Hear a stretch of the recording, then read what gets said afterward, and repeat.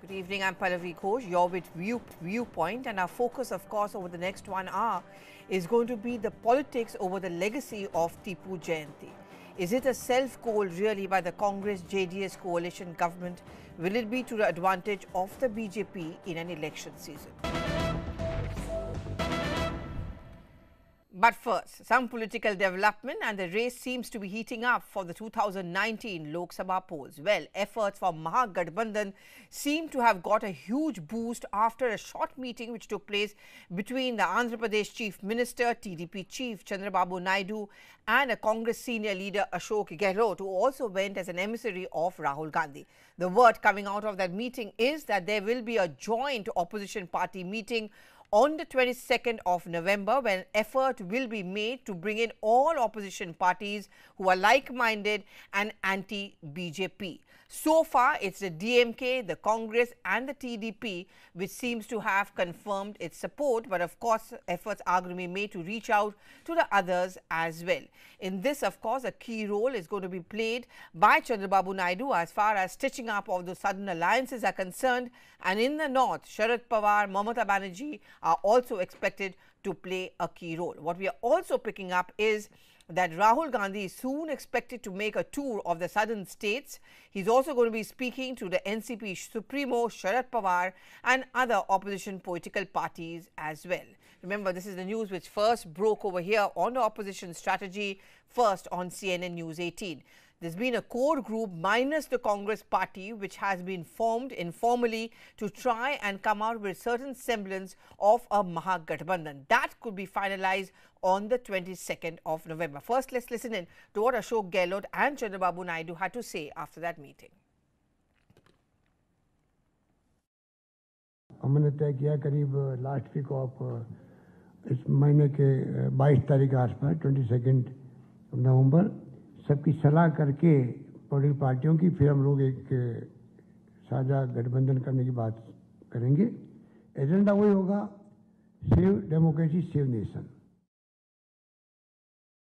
All other political parties also, I am requesting them, I am appealing them, forget about all our problems, all our issues. For a broader cause, national cause, we have to join together. When I met everybody, people are convinced, leaders are convinced, they are prepared to join us. Now, last meeting, final meeting, I am going to meet Mamata ji.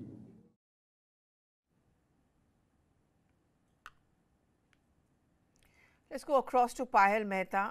We heard Chandrababu Naidu saying a short while back, let's forget our differences, it's a war to save democracy, but this kind of an effort has been made earlier. What do you think could be possibly different this time around? Of course, the kind of, the partnerships they are all kind of stitching, it is going to be very significant because for them, it's just one enemy, number one right now, and that enemy is none other than the BJP and, of course, Prime Minister Narendra Modi. So that's where they all unite, and that's where they have realized, Pallavi, and what they're strategizing is that not only should they take on the BJP and the establishment here in the center, but they are also trying to ensure that they have micromanagement really happening. Each one of these leaders have been told to ensure that they focus on their respective bastion, on their respective state. And if they are able to convincingly do that, then it only will mean that it will weaken the BJP. So clearly that's the way you're looking at it. Chandrababu Naidu is no stranger to such kind of politics. Remember, he has been also often referred to as a master of U-turns. He's been someone who's gone back and forth with the BJP as well.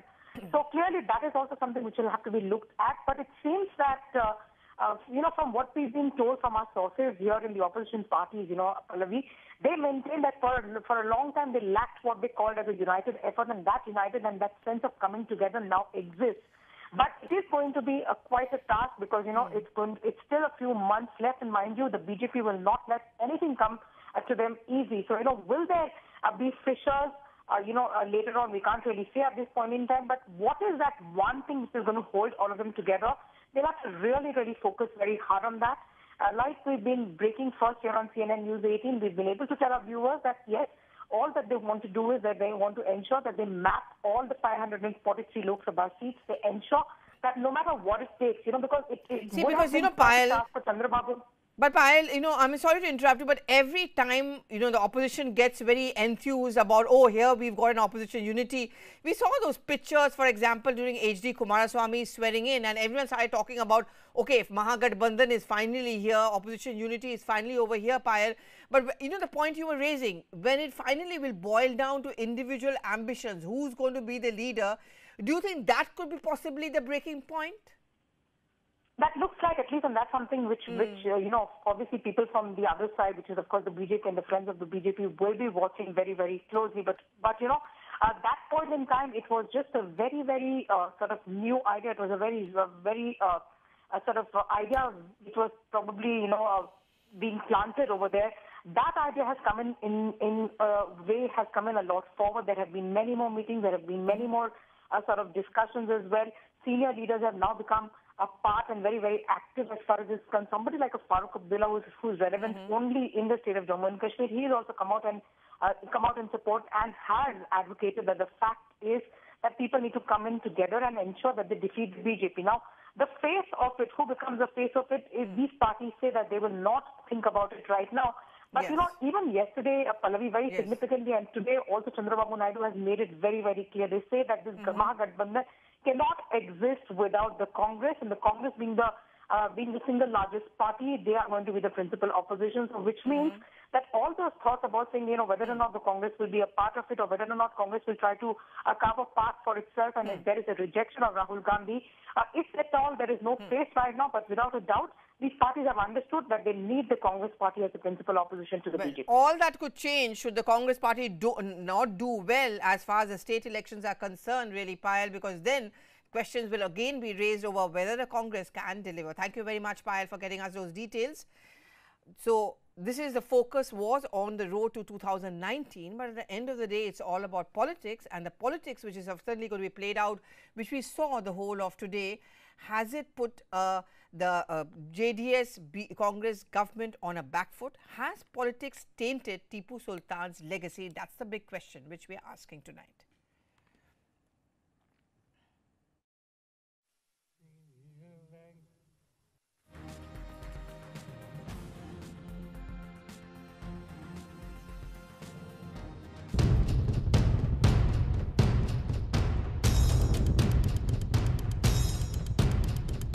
He was a butcher.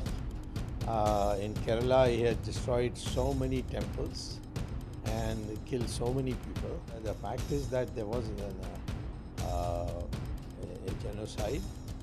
And so how can you celebrate that, man? Congress party के लिए तो टीपू सुल्तान और याकूब मेमन ये सब बहुत अच्छे हैं। राहुल गांधी ने कहा था कि हाँ, हम मुसलमानों की पार्टी है। ऐसे में वो टीपू जयंती नहीं मनाएंगे और तुष्टीकरण की राजनीति नहीं फैलाएंगे तो क्या करेंगे?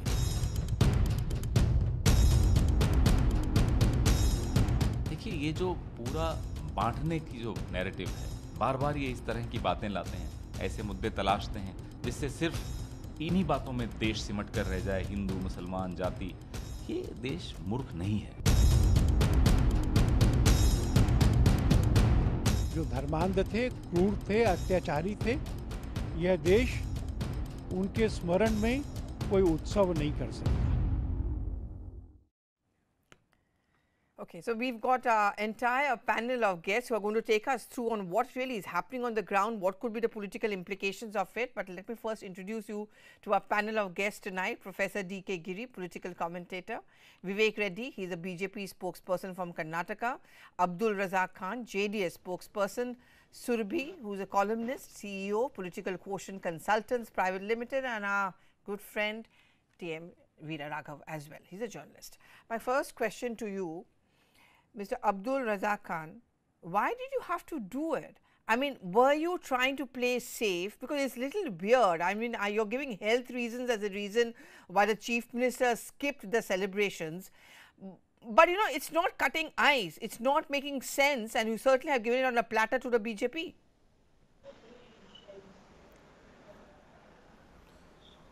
Pallavi, all the good things that the Congress government has done in the past have been carried forward. Along with that, now firstly let me tell you, Kumaraswamy ji has very clearly said that, he has mentioned BZ Zamir Ahmed Khan, the organizer of the event, has very clearly said that Kumaraswamy ji had conveyed to him that he is not in good health, and moreover we should understand that he has had a heart operation very recently. So for that reason he has actually not skipped the event, but this was a time for him to take rest after a long festival occasion. So he has some time for his family. So what's the explanation for the Deputy Chief Minister also being absent? Not attending. What is the explanation then for the Deputy Chief Minister also being absent? A colleague of his. Yes. A very close colleague of his is not in good health for him, for which he had to go and visit the colleague. It really does not matter, you know, when these two senior leaders are not there, but then the senior leaders like DK Shivkumar, like Sidramaiah ji, like Roshan Beg, Tanveer Seth, Zamir Ahmed Khan, all these people attended the event.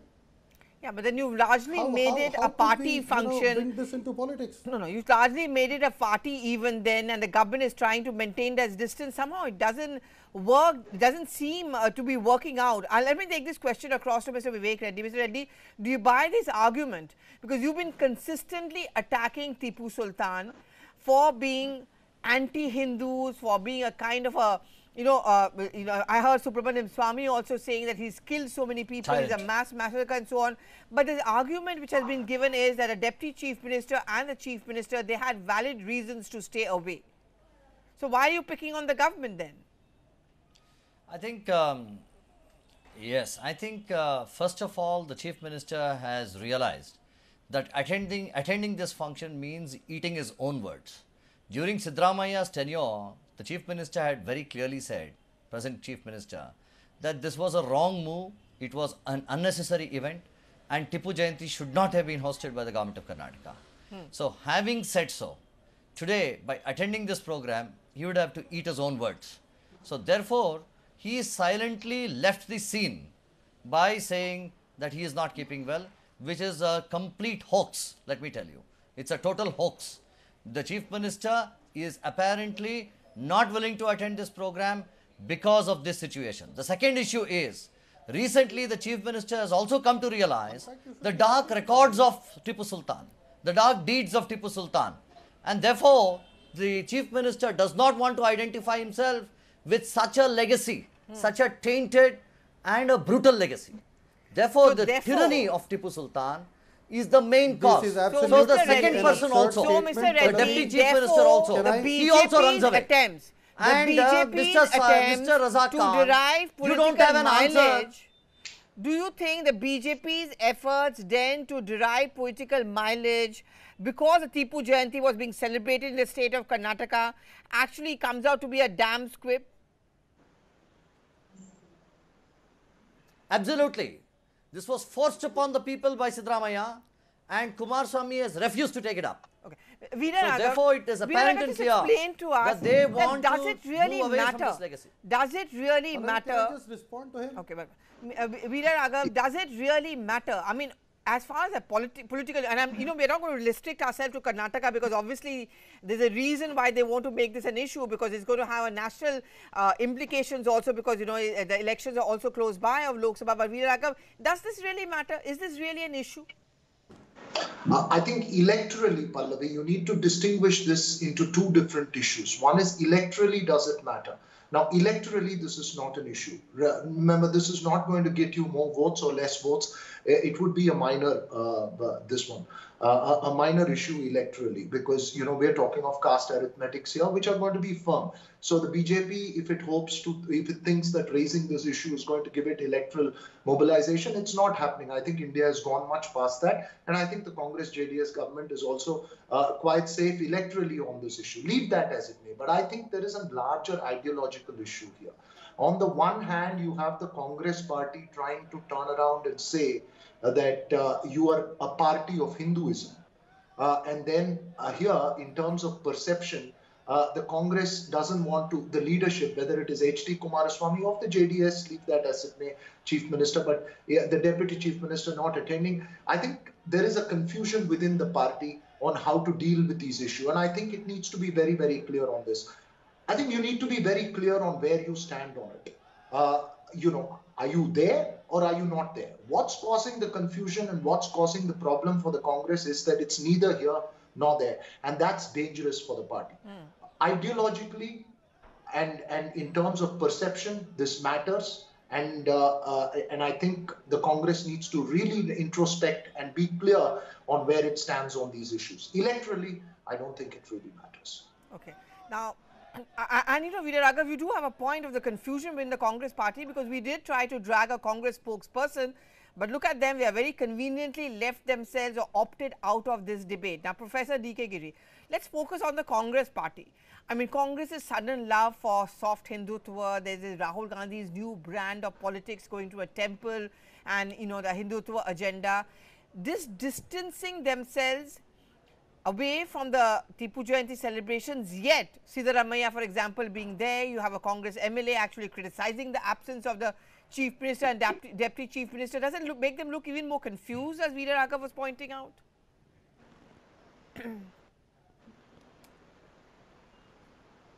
Well, it may be so, but let me make another point. I would like to make a political point that when the state government decides to organize something, do something, that's a political decision. I do not think BJP has a case after losing the election to oppose it, because it's a government decision. It is nitpicking whether Chief Minister or Deputy Chief Minister attend it or not. It is after all a government event. So if it is a government event, BJP cannot go against the democratic decision of the government, because they are the legitimate authority and power to decide. That is one. But this is and politics, second, BJP right? is doing the same elsewhere. Renaming the cities. Renaming the no, hold on. Renaming the cities. Approves the BJP stand. No, don't interrupt him, please. Let me make my point. When BJP is renaming the cities, they do not have a referendum of the people changing Allahabad to Prayagraj, Ahmedabad to something, all the names. You do not hold a referendum. Government decides it. Everybody goes along with it. So this is a government decision. So BJP has no cause for protest or creating a controversy. And as far as your question on politics, whether Congress is confused, well, Congress party was losing the Hindu votes to BJP. So they are trying to be all-class party again, trying to garner the votes from across the communities. So politics is art of possible, and politics is managing the contingencies. So be it.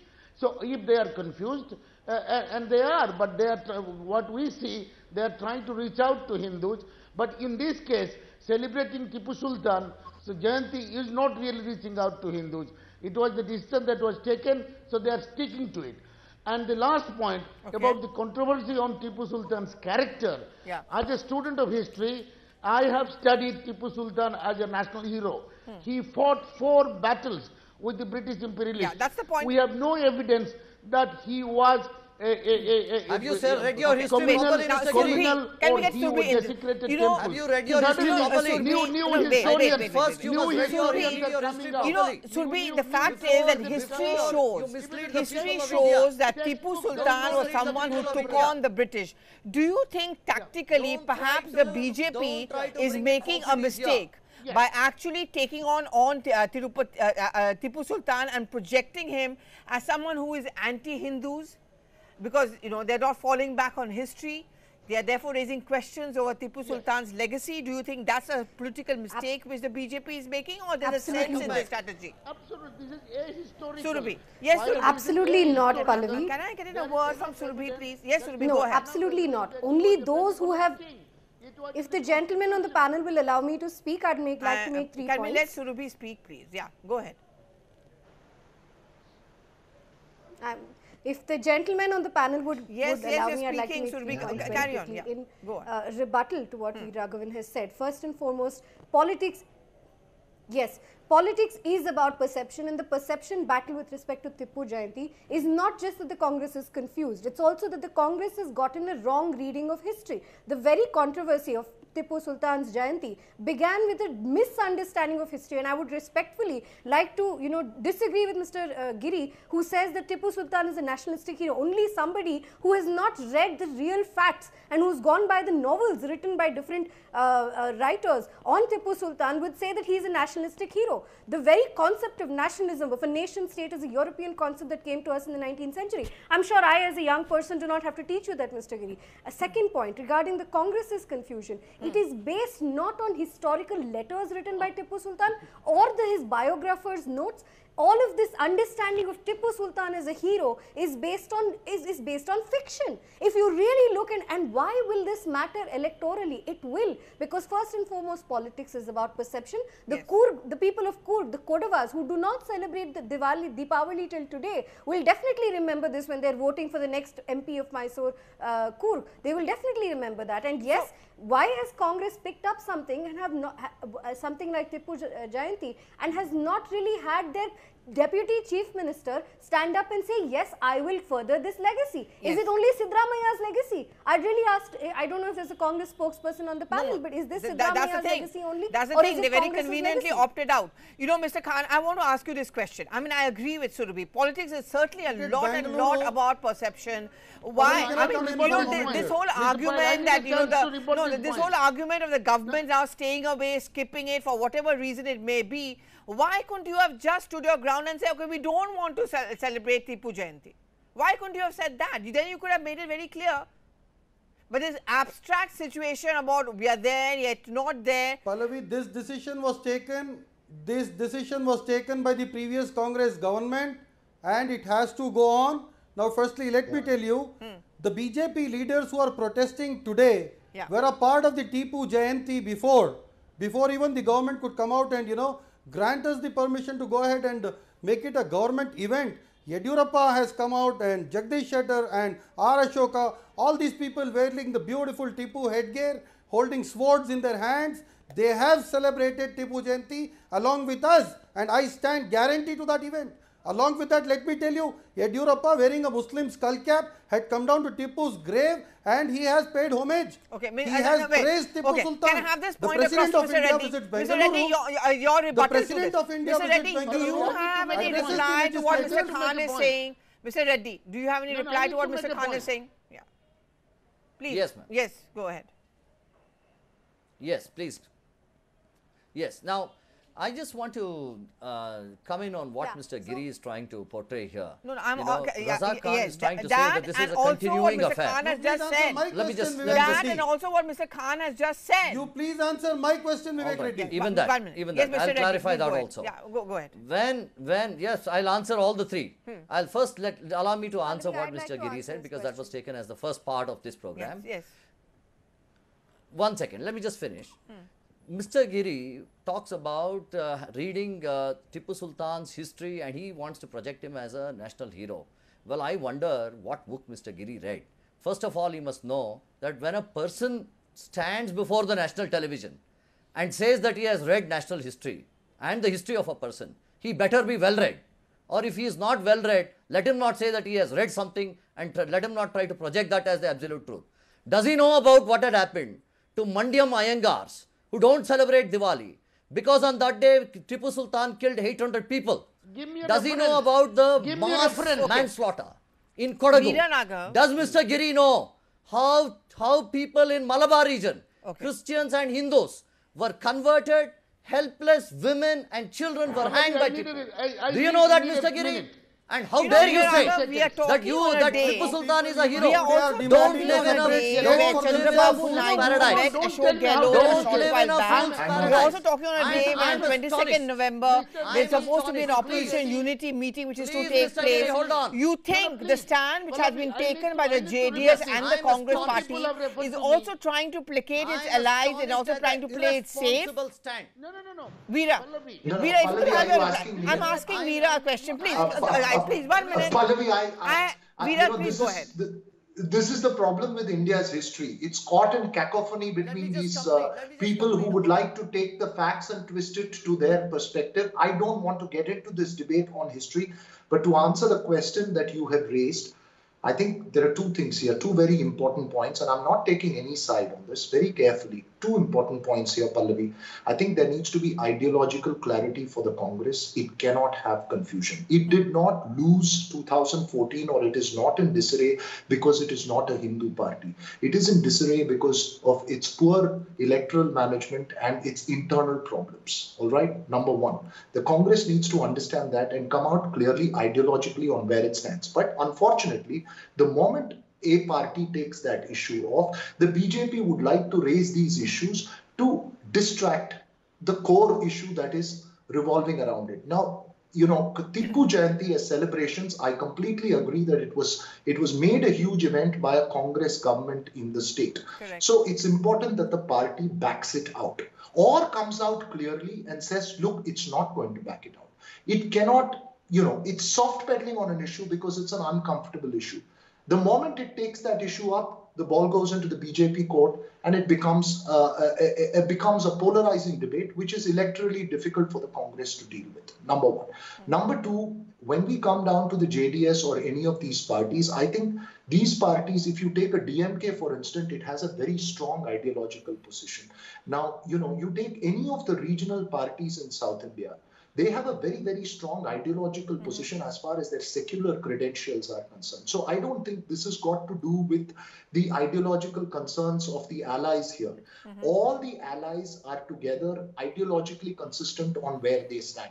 I think the problem for the Congress is how is it going to balance an issue like Tipu Jayanti in Karnataka with an election in Madhya Pradesh and Rajasthan? Yes. Where it is a direct Congress versus BJP battle. Let's understand why, it's bigger than Karnataka, primarily because it will play out in a Madhya Pradesh and a Rajasthan election. Yes. And so Congress needs to learn that it cannot have one stand on an ideological issue in Gujarat, MP and Rajasthan and kind of quite different one in Karnataka, Tamil Nadu and Andhra Pradesh. But all I can say, Veera Raghav, is that desperate times brings desperate measures. The Congress party is desperate to come to power in at least 2 to 3 of those states. And you're right, what happens in Karnataka has its impact on the other states as well. At least that's what the Congress party thinks. Please hold on. We are going to be staying with news from Karnataka, but we're now shifting focus to our second debate tonight. And this is even as an interrogation of mining baron Janardan Reddy is going on. Now, as the cops are quizzing him, is the heat on the BJP? Because Janardan Reddy is also known to have very close connection with certain BJP leaders. That's our focus today.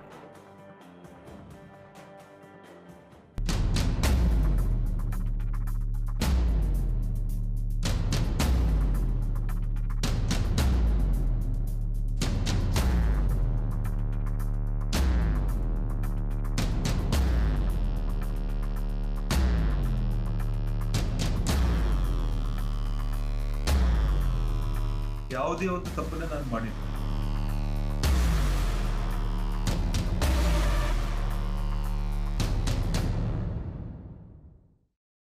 Before I go back to my guest, let me go across to my colleague Stacey, who's in fact actually just where the interrogation is going on. Stacey, what does it look like?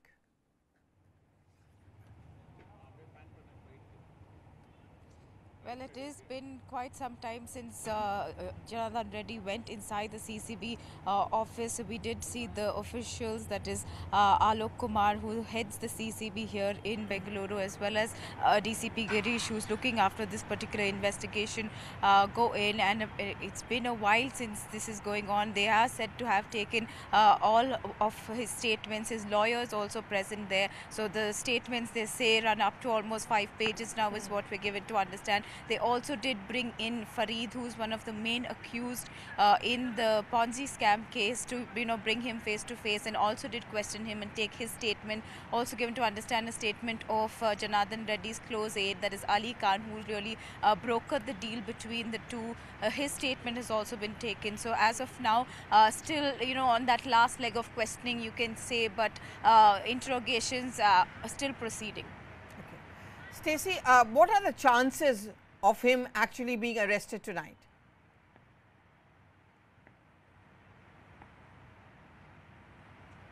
Well, tonight seems a bit difficult. They might just wait on, try and see if they can call him in again tomorrow for questioning, perhaps, if they're not satisfied with all that they have already got.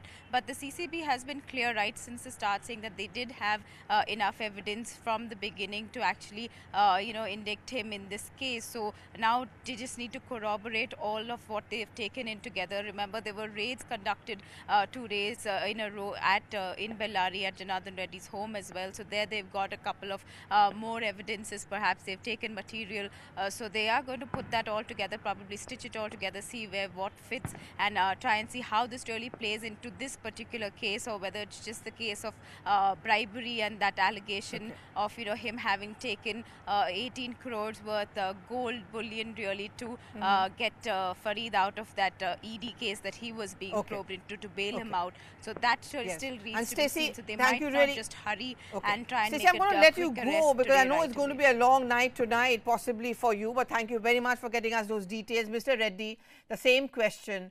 You have made the corruption within the Congress party a big issue, but does this put you on a back foot?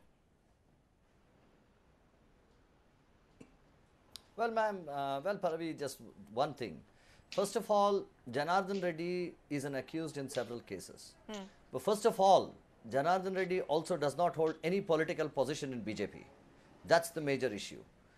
The BJP has not kept Janardan Reddy in charge of any major. You wouldn't use that argument.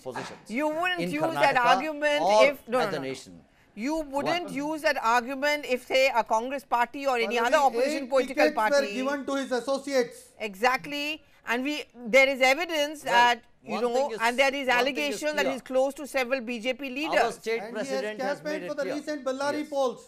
Our state president has made it very clear that first of all, the law has to take its own course. And there is no interference with the law. Mr. Janardan Reddy, if he has committed a wrong, will have to face the law. He is opposing it. That is it. You come out clear on the double standard. Where are you going, Mr. Azhar Khan? You are going to an old topic which is not there now. Can I come in, Pallavi? Please. There has to be a restraint. Can I that come topic in, is over. Yeah. The issue is today, Pallavi. Yes. No, let me just Pallavi, finish. a common man was struggling to get a 2,000 rupee note wrong, for his daughter's medicine. There is a cause for raising eyebrows. Let me just complete. There is a cause to raise eyebrows here. Hold on, Razak Khan. Let me just finish. It has been there is a cause to raise eyebrows here. The government at the center the state government has forgotten the Ponzi scheme. Where did Janardan Reddy and it is chasing Janardan Reddy on the ED issue. Veera Raghav, does this actually, the whole Janardan Reddy issue, does it make things difficult for the BJP? Does it make it awkward? Oh yes, certainly. It has always been made awkward. They can't distance themselves from Janardan Reddy. Further to that, the Congress-JDS coalition has thumped the BJP in Ballari, in B. Sri Ramalu's seat. So they have nothing to do in Hyderabad, Karnataka. I mean, let's understand that Reddys may have outlived their utility for the BJP, and it's time for the party to completely distance themselves. Because as it's proved in the Ballari election, the B. Sri Ramalu factor and the Reddy brothers cannot hold sway in Hyderabad, Karnataka when there is an alliance coalition. So, I mean, I think from a BJP point of view, I think the Reddys have outlived themselves, but the party has in Karnataka at least been so closely associated with the Reddys that it's going to be very difficult for the party to distance themselves completely on it. It is an embarrassment, Pallavi. Yes, and Surabhi, just to take the point which Veera Raghav was saying, is it easy to break away from the past? Doesn't the past return to haunt? In this case, the fact is that Mr. Reddy may be saying that he no longer holds any posts as far as the BJP is concerned, but his links with the BJP leaders, the fact that he's been a former BJP minister as well, do you think that is one past which is always going to come back to haunt the BJP and BJP's war against corruption? I don't think so, because Amit Shah ji, when he was here, I think that no, I asked this question. Surabhi, can I have your reply, please? Yeah. Just a minute, Mr. Reddy. Surabhi, yes, go ahead.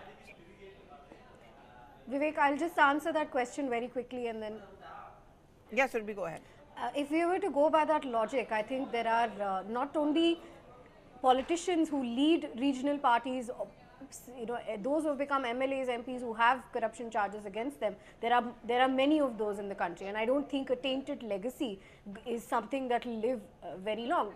Coming back to the point of Mr. Janardan Reddy's case, the BJP has very quickly, not just Mr. Yediyurappa but also Mr. Amit Shah, has very quickly said that this is not a legacy we are associating ourselves with. Now, whether that is something that the people are convinced with or not is something we'll have to see as time goes on. But I don't think that the BJP has taken any wrong steps in handling the Janardan Reddy matter. They have distanced themselves, and that is what it is. Well, I mean, when the Congress party also tries to yes, go ahead. Pallavi, I just wanted a quick one-liner. I think The BJP's policy today is that taint doesn't matter, Tipu matters. Okay, taint doesn't matter, Tipu matters.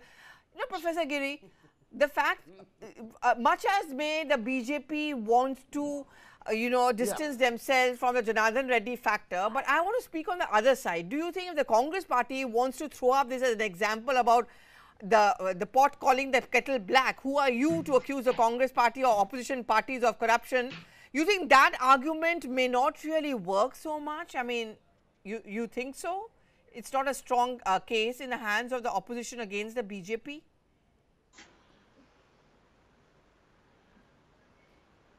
Well, when it comes to corruption, it is tweedledum and tweedledee really.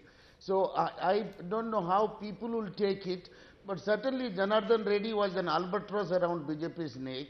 He has been a controversial figure, and they have lost their political legacy already. They have lost the elections recently, which was a stronghold of BJP, 3 consecutive wins, and now they have lost it in the by-election. So BJP, for them is to throw it away. Janardan Reddy's legacy is easy, but it will, like you said, it will keep haunting them. It is not easy to distance from Janardan Reddy. He was a big financier of the party. He has individual links with the leaders, top leaders of the party. Sushma Swaraj swears by them.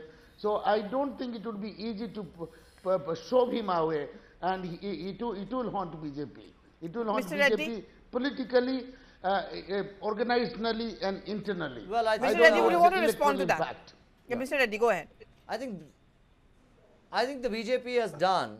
I think the BJP has done much more, as in the available circumstances, to distance itself from Janardan Reddy. First of all, the national president had said, as I was telling you earlier, that Janardan Reddy will have no role to play in the 2019 elections, and we stuck to that word, and we lived up to it. This is first. Secondly, in the recent Bellary elections, Janardan Reddy could not come into Bellary. Let me just complete. Janardan Reddy could not come into Bellary, and he was assisting his friend Sri Ramulu, and there was no connection between the BJP official team that was working there and Janardan Reddy. So therefore, whatever efforts Janardan Reddy was putting was on his own. But there is a larger issue here. You have DK Shivkumar, who is involved in ED cases, a number of corruption cases, but he is a minister in the Congress government, and look at how the Congress has identified itself so deeply with the corrupt. And don't shift the DK focus. Shivkumar was made the in charge of Bellary elections. But today nobody is asking about DK Shivkumar. The problem here is, hold on, Mr. Razak Khan, don't try to come in, don't talk when your turn comes. This is a question which Mr. Reddy is asking directly. Don't you want to reply to that? You are deep in corruption. Mr. Khan, you don't want to reply to what Mr. Reddy is saying. I mean, maybe he has a point. I think he has a point. That is why he has taken 20 crores. Wait, Mr. Reddy, 1 minute. He is a minister. Mr. Reddy, as a minister, you are nurturing him. Mr. Khan, maybe Mr. Reddy has a valid point. I mean, if you want to point a finger at the BJP for Janardan Reddy, maybe you should also look at the mirror then.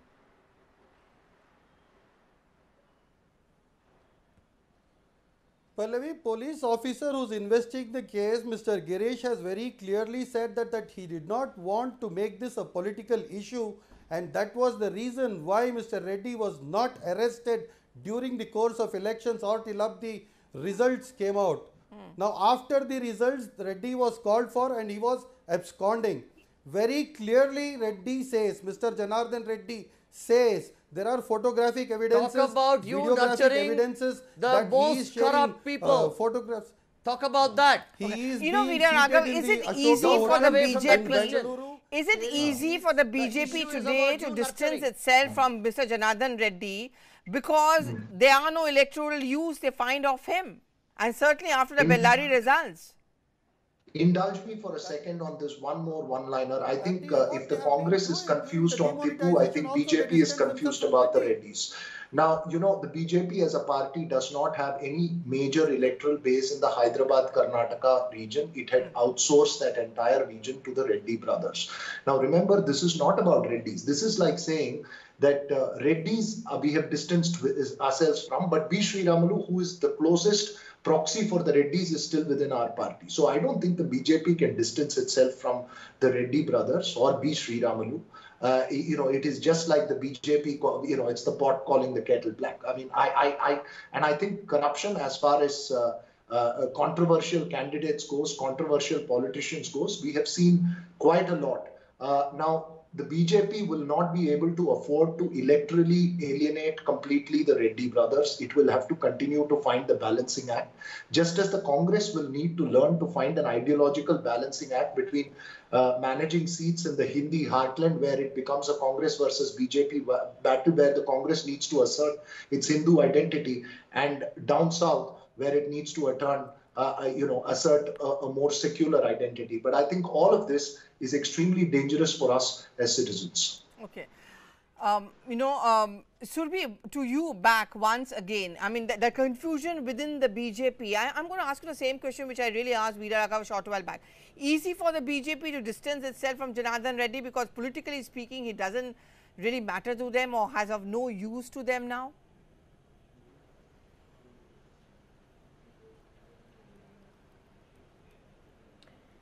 I don't think it's a matter of no use or not. I think that the policy with respect to how BJP Karnataka has handled this entire Reddy issue, it's gotten a very clear mandate from not just the state president but from the national president as well, that there is no tolerance for such sort of corruption or those who have been accused. Now, the answer, actually, the people who have to answer are not just those in Karnataka Congress, but also the Congress president and his mother themselves. They have been accused of, have been charge-sheeted in these corruption cases, in the National Herald case. So it's not really as easy as pointing fingers and saying BJP is corrupt and Congress is not. This corruption is across the political spectrum. And with respect to this Janardan Reddy case, the BJP has made its stand very clear, and I think the people will take note of that. Okay. So, so in that case, Mr. Reddy, since almost every political party has a soft spot as far as corruption goes, then can the BJP afford to rest easy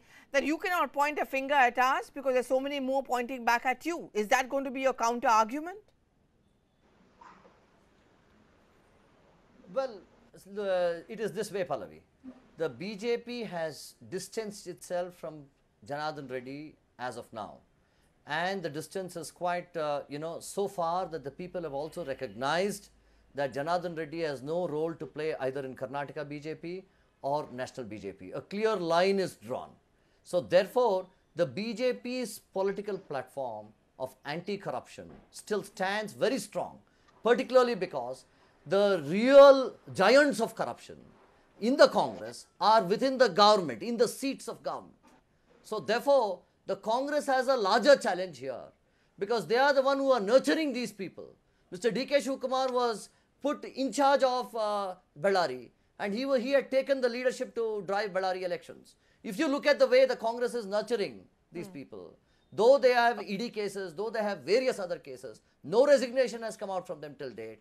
It appears that, it is very clear that the language today, the political situation today, the atmosphere today is that the Congress is the one that is nurturing and bringing the propaganda, pushing the agenda with these corrupt people. Mr. So Khan, therefore, it is the Mr. Congress Khan, today that has to take the name and blame for corruption, are you then, including Mr. Khan, the JDS. Mr. Khan, are you then being simplistic if you think that this is actually an embarrassment for the BJP? Perhaps it's not.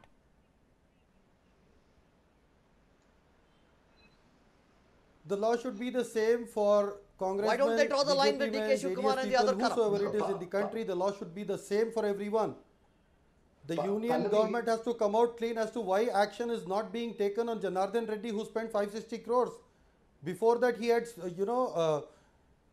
looted the Karnataka state for about 40,000 crore rupees in the mining cases. Or now he says that the ED is in his pocket. The recent CBI mess and the ED mess very clearly point suspicious fingers at the union government. Come on, the government's flagship caption was "Na khaunga, na khane dunga." No, you're not answering the issue. You're not answering the issue. You have put people in seats of power in your coalition government. Please answer that. What are the allegations against D.K. Shivakumar? The law will take its own course. It's your government at the center who has raided D.K. Shivakumar. You are misusing the powers as if the people of the nation are not seeing that. The day he has given the responsibility to take Why do you keep him in power? Why don't you distance yourself? CBI raid on him Why do you embrace him? Fighting with each other. So therefore, very clearly prove that you have misused the. He can do anything. He can do anything according to you. This will just go on. Don't feel the necessity of do you think this DK Shiv Kumar versus Janardan Reddy, that's going to be the fact which is going to level the entire issue out? No, I don't think so. I think this is a BJP escape route. Let's understand that Janardan Reddy has been, has been in jail. The cases against him are at a very progressed, very advanced stages, and there has been complete, categorical. This one's in terms of wrongdoing there. With DK Shiv Kumar, he's a minister who is under probing. I'm not saying that anyone's not guilty. I think politics has come down, unfortunately, to characters like this. But then the BJP needs to understand that it nurtured the Reddys. There was a time when the Reddys could hold their government in Karnataka to ransom. They could have any decision that they want taken. So the BJP has as much to defend itself instead of accusing something about the Congress. The Congress also has enough and more notorious characters within the party. I think corruption is something that's widespread, and I don't think it's an issue that's going to level itself out. Ultimately, in the elections that's going to come, Pallavi, and may I just say that it's not going to be Tipu or corruption that's going to matter. It's going to be electoral arithmetic that's going to matter. And that's where the BJP's real problem is in Karnataka. And absolutely, and I really wonder, Veeraraghav, whether how much of corruption really becomes an issue as far as elections or electoral results are concerned. In fact, the interrogation is still going out of Janardan Reddy. We'll still have to wait and watch to get the final word. But meanwhile, thank you very much to all my panelists tonight on whether the Tipu Sultan factor matters more or that of Janardan Reddy. Well, the Chief Minister of Uttar Pradesh, Yogi Adityanath, has made his Mandir pitch during the last day of campaigning in Chhattisgarh, which goes to polls on 12th, which is on Monday.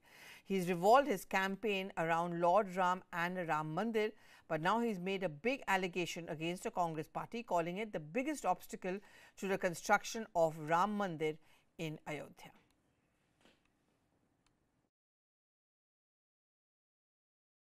भगवान राम पर जितना अधिकार मेरा है उससे ज्यादा अधिकार छत्तीसगढ़ का है, क्योंकि ननिहाल का पहला अधिकार होता है। मित्रों, भगवान राम का भव्य मंदिर अयोध्या में बने, इस मार्ग में सबसे बड़ी बाधा कोई है तो कांग्रेस है, क्योंकि कांग्रेस नहीं चाहती कि अयोध्या में भगवान राम का मंदिर बने। अयोध्या में राम जन्मभूमि पर भव्य मंदिर का निर्माण हो, ये जन भावनाएं हैं। हम इन जन भावनाओं का सम्मान करते हैं और संवैधानिक दायरे में रह करके इस समस्या का समाधान भी चाहते हैं। लेकिन राम जन्मभूमि के मार्ग में सबसे बड़ी बाधा तो कांग्रेस है। Okay, and shifting focus to Kerala. After battling two devastating floods which claimed over 300 lives, the state has got back on its feet to host the iconic Nehru boat race in the Alappuzha district. Nearly 5,000 people took part in the 66th edition of the annual snake boat race, considered to be the largest water sporting event in the country.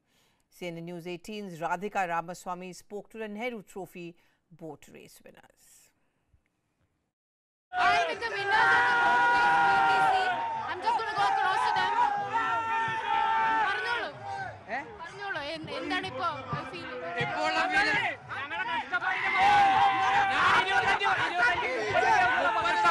ഫലമാണ് ഞങ്ങൾ ഈ ഒരു ദിവസം കാണിച്ചത്. ഞങ്ങൾ ശരിക്കും കഷ്ടപ്പെട്ട് ശരിക്കും ഇത് ഈ ഒരു കപ്പിന് വേണ്ടി ഞങ്ങളുടെ കോച്ച് ഈ വർഷം എത്ര ഡിഫറെന്റ് ആണ് കഴിഞ്ഞ വർഷത്തിനെക്കാട്ടിലും പ്രളയം വന്ന ശേഷം? കഴിഞ്ഞ വർഷത്തെ പ്രളയം കഴിഞ്ഞ് ഇപ്പം തുല്യമായിട്ട് എല്ലാവരും ട്രയൽ ചെയ്തുകൊണ്ടിരിക്കുകയായിരുന്നു. ഇപ്പം ഈ കഴിഞ്ഞ പ്രളയത്തിന് മുൻപേ ഞങ്ങൾ 20 ദിവസം ട്രയൽ ചെയ്തു.